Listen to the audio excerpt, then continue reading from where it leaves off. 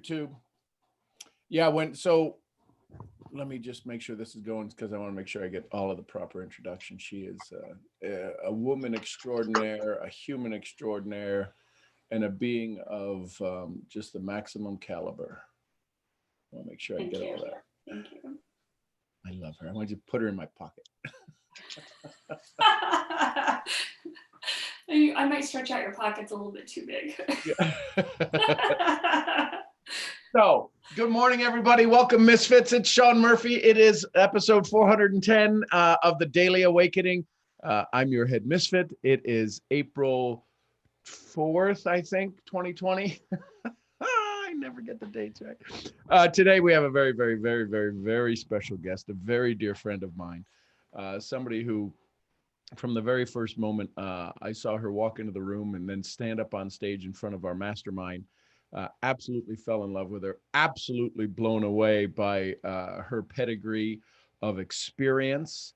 It's just incredible. So I get to introduce you to Dr. Amy this morning, somebody who, when I first met her, and Kyle Wilson, so some of you know I'm part of a lot of masterminds, but one of the ones that I absolutely love. Hey, Felicia, welcome from Arkansas. One of the ones that I'm just very proud of is for the last 6 years, I've been part of a mastermind with Jim Rohn's former business partner, president of Jim Rohn International, Kyle Wilson. I'm one of the founding members of that mastermind. And over the course of the years, people have come into that mastermind. Some people have left.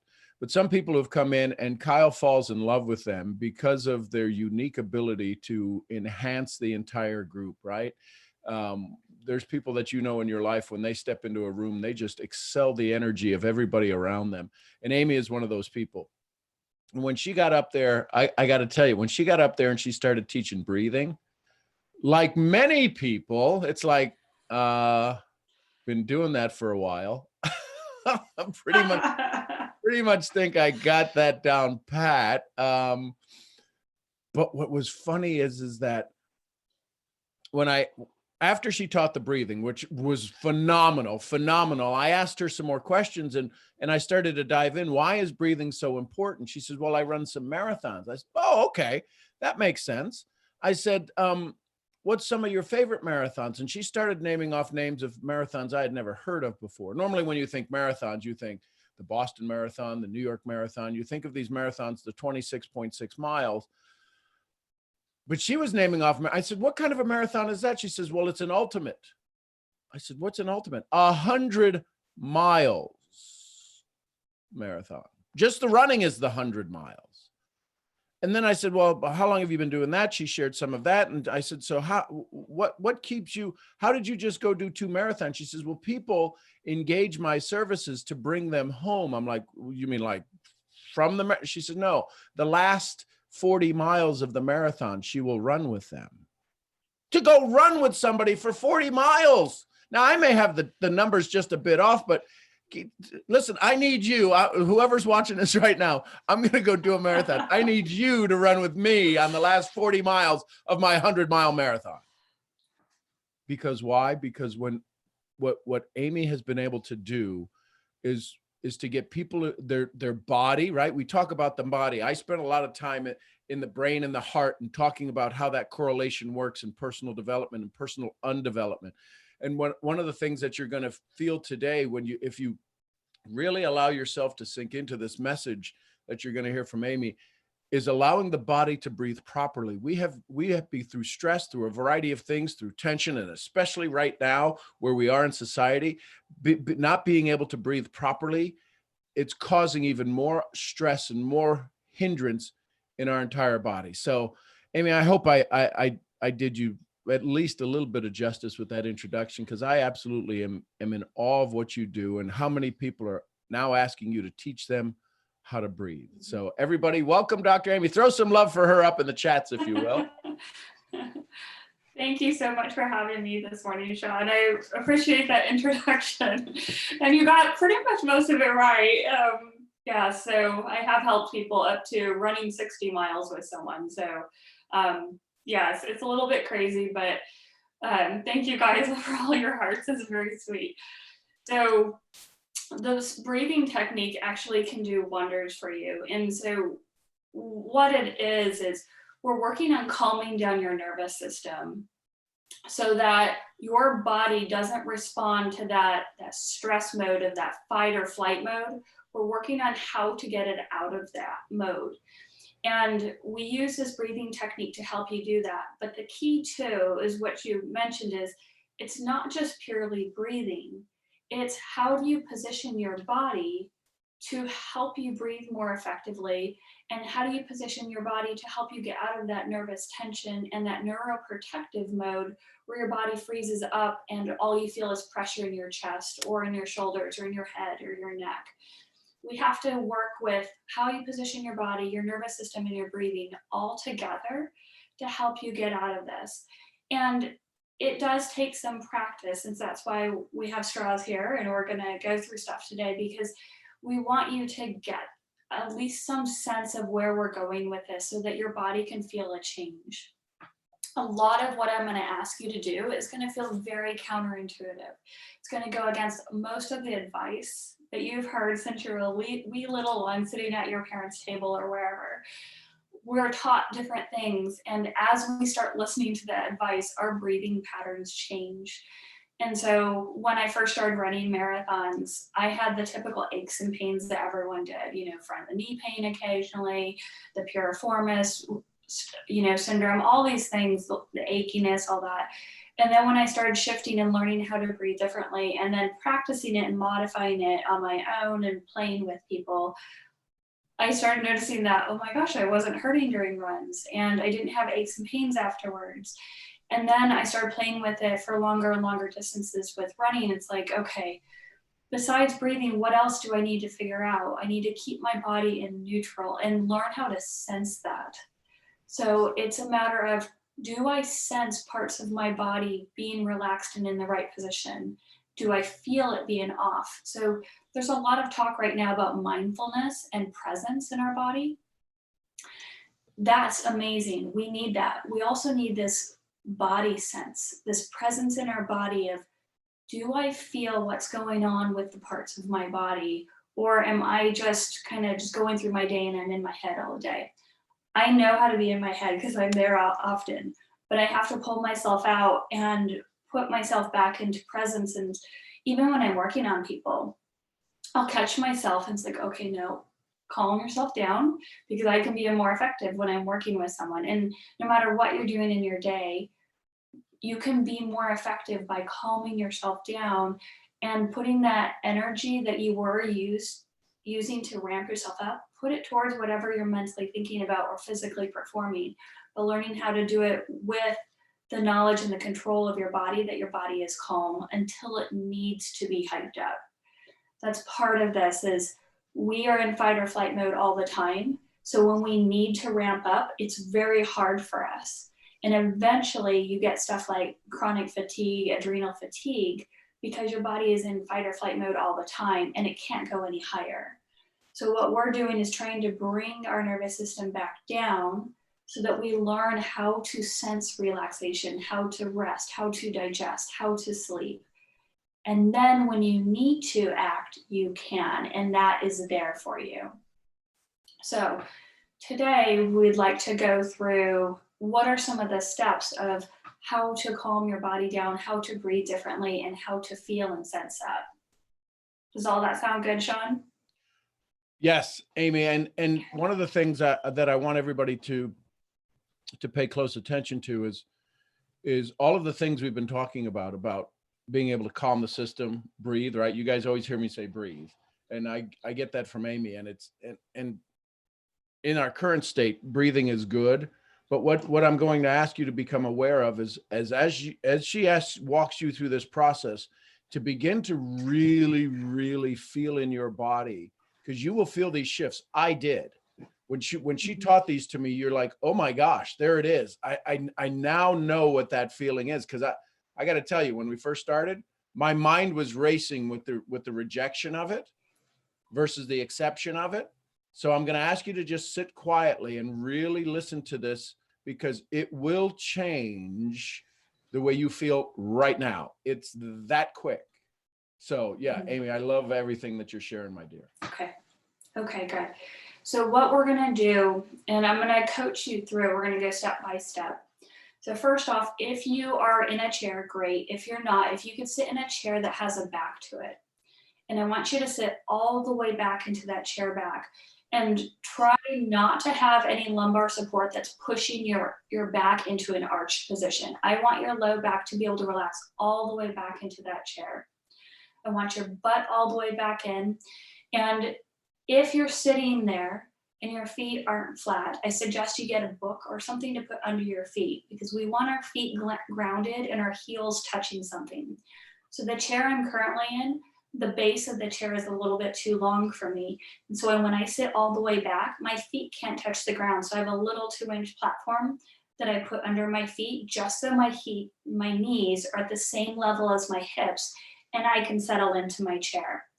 The act of sitting is an act of rest and relaxation, but we take it to the other extreme by sitting at the edge of our desk, sitting or at the edge of our seat, sitting up or sitting on a big bouncy ball, or trying to put ourselves rigid.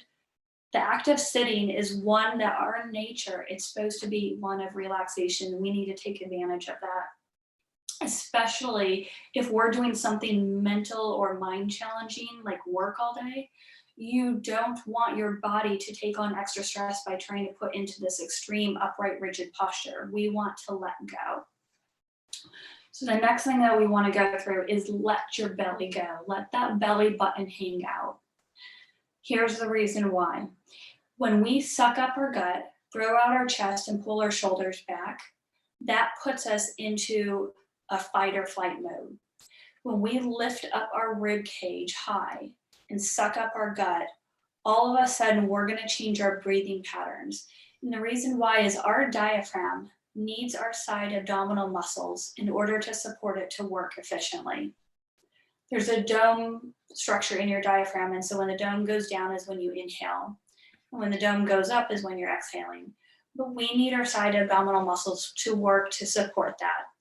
If our belly is sucked in and our ribs are up, our side abdominal muscles are not kicked in. So the only way you can breathe from that posture is you have to lift up your ribs and you're going to use your neck, your shoulders, your back to breathe in. But if we let our belly out, you can feel that you're giving yourself permissions for your ribs to drop down into place and for you to learn how to use your side abdominal muscles to pull your ribs down. When you do that and pull your ribs down, you provide an anchor of support for your diaphragm to work. That is important because our diaphragm helps stimulate a nerve to calm us out of fight or flight mode into relaxation. So that part is important. Most people don't like to see their gut and don't like to see their belly out. And I understand that. None of us like that. But I'm hoping that you're in a private area where you don't mind letting your gut out and letting your belly go out. That is huge. And here's another reason why is when we're exhaling, we're not going to suck our gut up and in. We're going to let the belly stay out.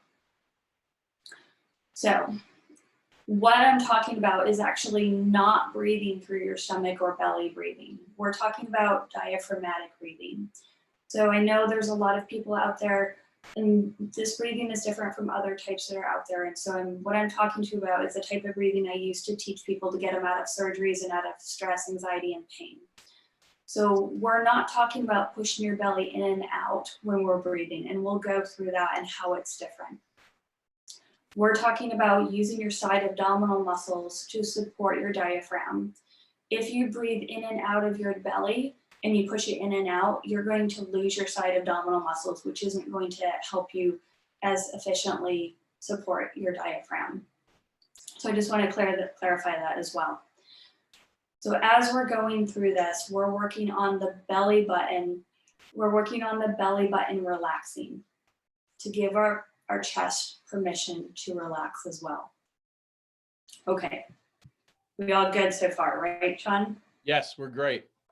Okay, so why a straw? Well, first off, we use a straw because it helps us keep our mouth open And so as we're blowing out through the straw, we're not pursing our lips together, which when you do pursed lip breathing, it creates pressure in you. We want to think about our breathing as being open. We want no kinks in that hose, and we want to just let the air out. The other reason I use a straw is because I don't want you to huff air out. I don't want the air to just disperse. I want it to be you to be creating a cylinder of air, so your ribs create the cylinder that they're naturally designed to be in. Our ribs will follow how we blow out. So if we blow out in a huff, our ribs kind of flare out. But if we blow out into a cylinder, our ribs model that. The other reason for a straw is it also helps give us some auditory feedback, so we hear a whooshing sound and we can get into a rhythm and we know how it sounds. And then there's another reason for using a straw is a lot of times we clench our teeth or grind our teeth, and that's a source of tension. When you do that and you stimulate your jaw muscles, that creates tension throughout your body. So if you have a straw in your mouth and you have it just between your lips and you're not touching your teeth on that straw, you start to learn how to relax your jaw muscles and to keep your teeth apart for a period of time. While you're breathing, you're resetting your nervous system. So it's a great time to practice this so you are not clenching your jaws. Okay, and I think we will get started on going through the breathing process. And as we go, I'll explain more and more. But we're going to start with just 4 steps. And we're just going to get into a rhythm of the 4 steps and then get more complicated. So I'm going to demonstrate first, and I'll talk through that, and then we'll coach you all through that. So first, we're going to breathe in through the nose. We're going to pause a second, blow out through the mouth, hold our breath, and pause 3 seconds. Right now, we're just going to get into the rhythm. That may seem like an easy process for some, but let's just get into that rhythm because I'm going to add more and more, and I want you into a rhythm when we're doing that. So the first thing, I'm going to breathe in through my nose, pause, blow out through my mouth, pause, 2, 3. Now I'm going to do a round of it with the straw in my mouth. And so hopefully you can hear the whooshing of the straw from my microphone. So here I go.